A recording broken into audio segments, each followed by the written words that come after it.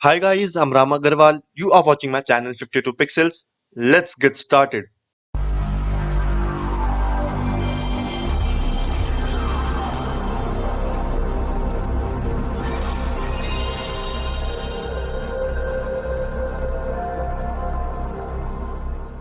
Hi guys, in this tutorial we are going to see what are actions in Photoshop.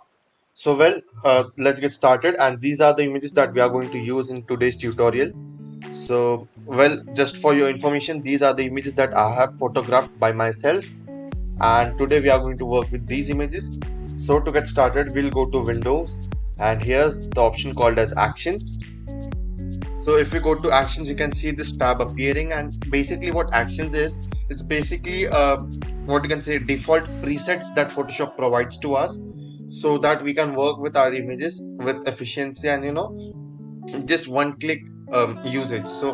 So for example, if you want to get this RGB image into grayscale, basically if you want to turn this image into black and white, we would have to go to adjustments, then go to black and white, then maybe do some selections.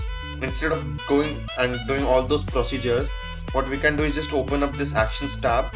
Using this image, we can just go to custom RGB to grayscale. This is the default action in the Photoshop, and you can just hit on play button over here, and as you can see, the image has been converted into a black and white image.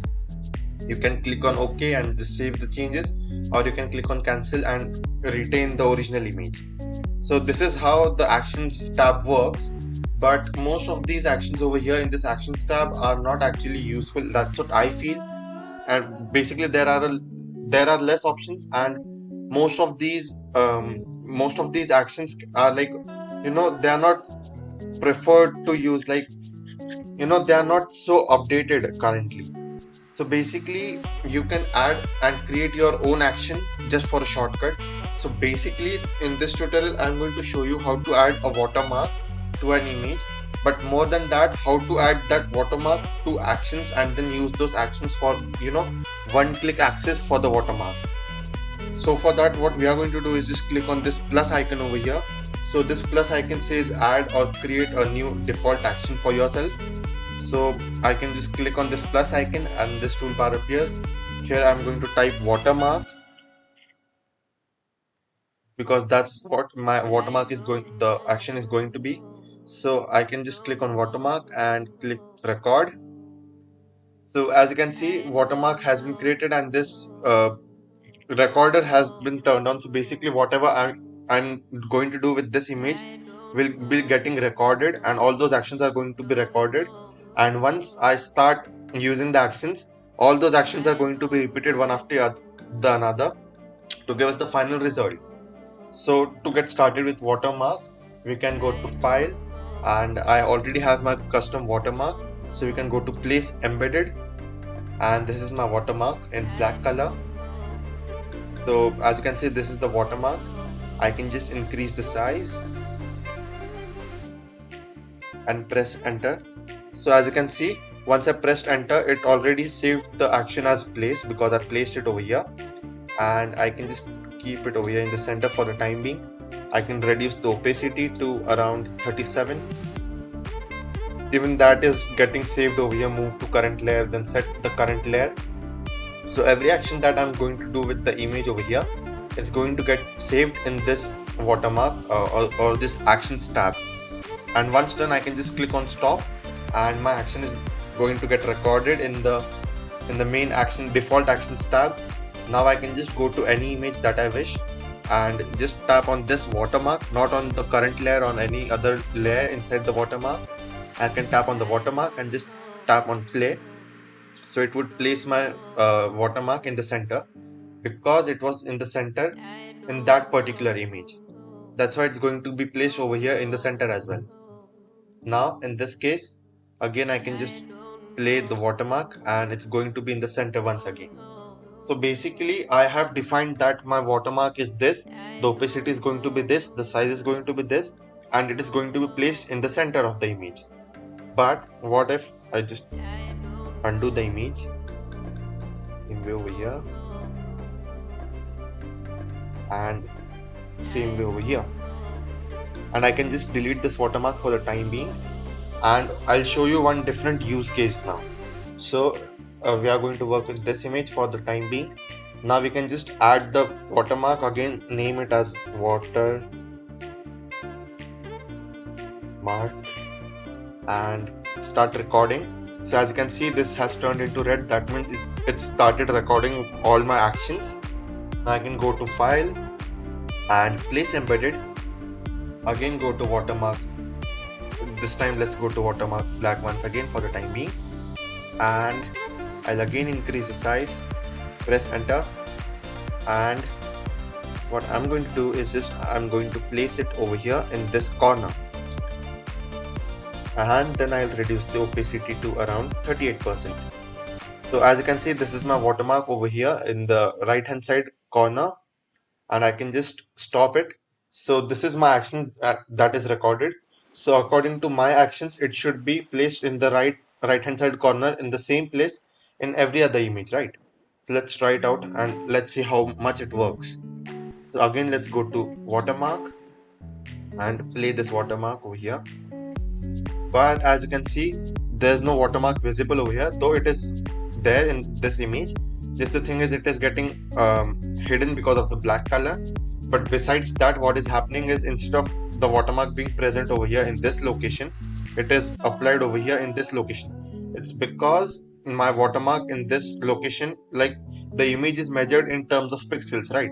So if suppose this image is 1000 pixels in height, so the watermark location is around 995 pixels somewhat, and this image is longer in height. So suppose this image is around 1200 or 1300 pixels in height, so the watermark is getting placed at 900 pixels height, so it is going to be placed over here, and it's just not visible and it doesn't work for us.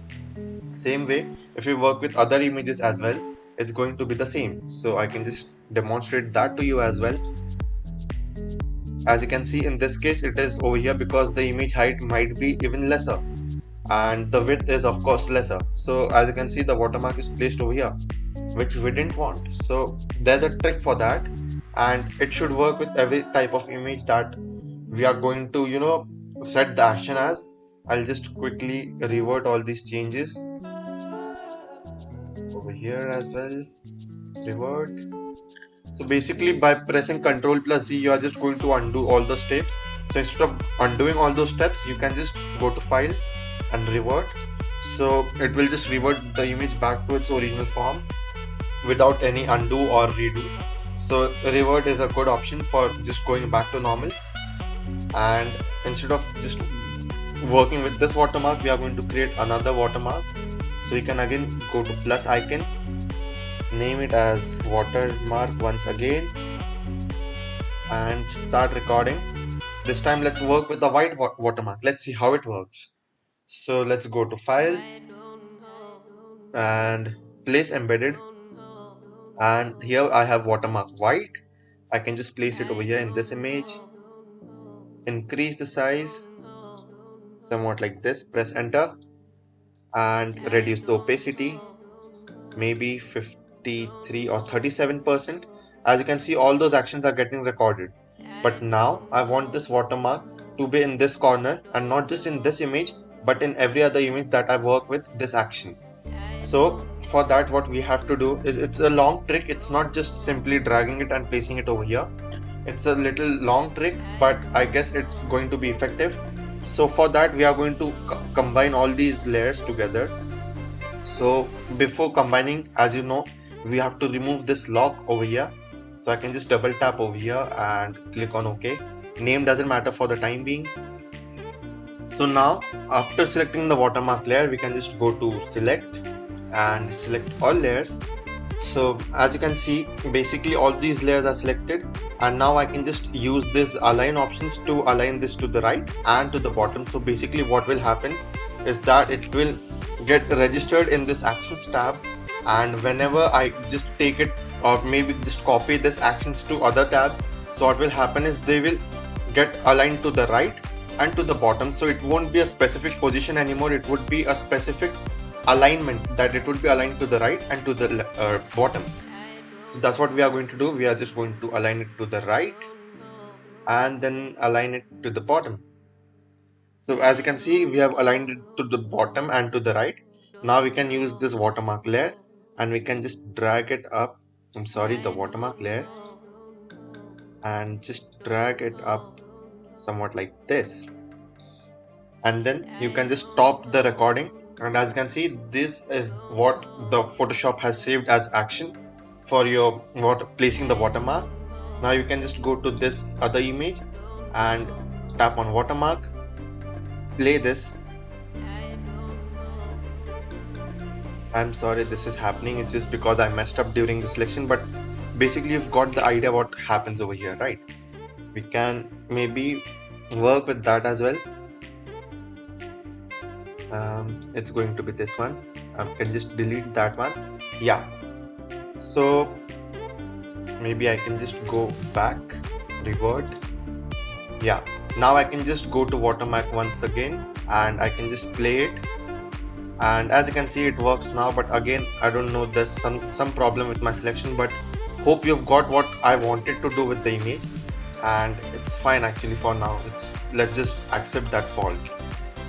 And same way with this watermark, we can just play and it's going to be at the bottom once again. So as you can see, watermark has been added to the same position over here in bottom and to the right, and just 2 pixels from left from this border and 2 pixels up from the bottom border. Same way with this one and same way with this one.